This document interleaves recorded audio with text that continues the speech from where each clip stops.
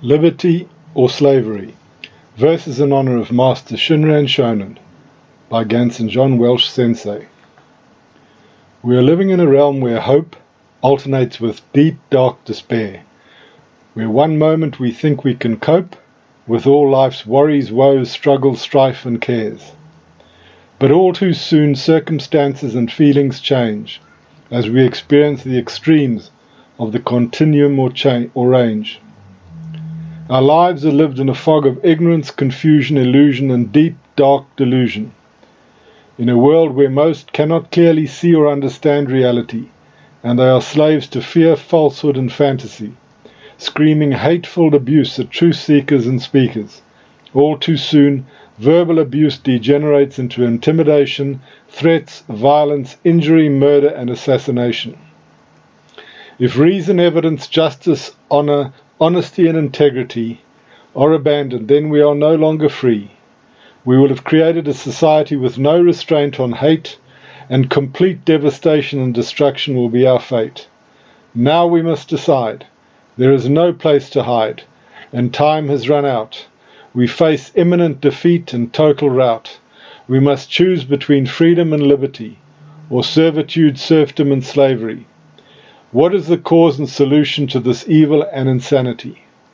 They are both explained by the Amida Dharma Masters, saints and sages in all times and ages. Evil, negative karma is the cause of suffering and samsara, and Amida's primal vow is the cure and way to nirvana.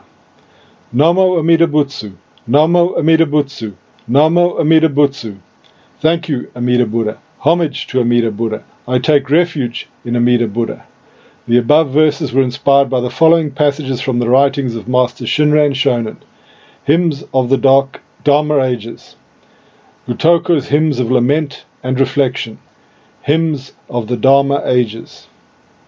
Although I take refuge in the true Pure Land way, it is hard to have a true and sincere mind. This self is false and insincere.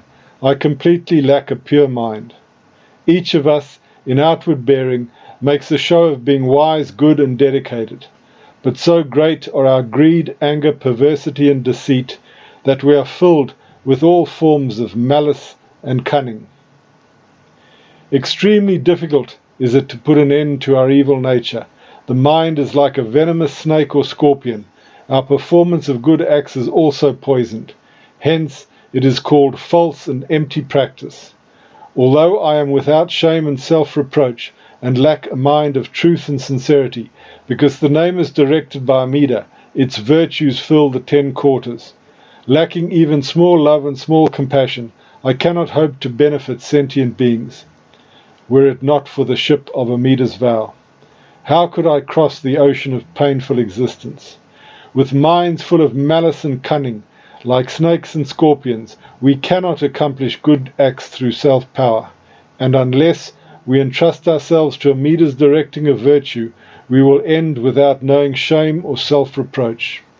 As a mark of increase in the 5 defilements, all monks and lay people of this age behave outwardly like followers of the Buddhist teaching, but in their inner thoughts believe in non-Buddhist paths. How lamentable it is that monks and lay people select fortunate times and auspicious days, and paying homage to gods of the heavens and earth, engage in divination and rituals of worship. Although monk and teacher of Dharma were taught to be titles of respect, like Dharma used by Devadatta for his 5-fold wrong teaching, they are now applied to the lowly. Monks are no different in their hearts from non-Buddhists, Brahmins or followers of Nagarjuna. Always wearing the Dharma robes of the Tathagata, they pay homage to all gods and spirits. How lamentable it is that at present all the monks and lay people of Japan, while following the Buddhist rules of conduct, venerate gods and spirits of the heavens and earth.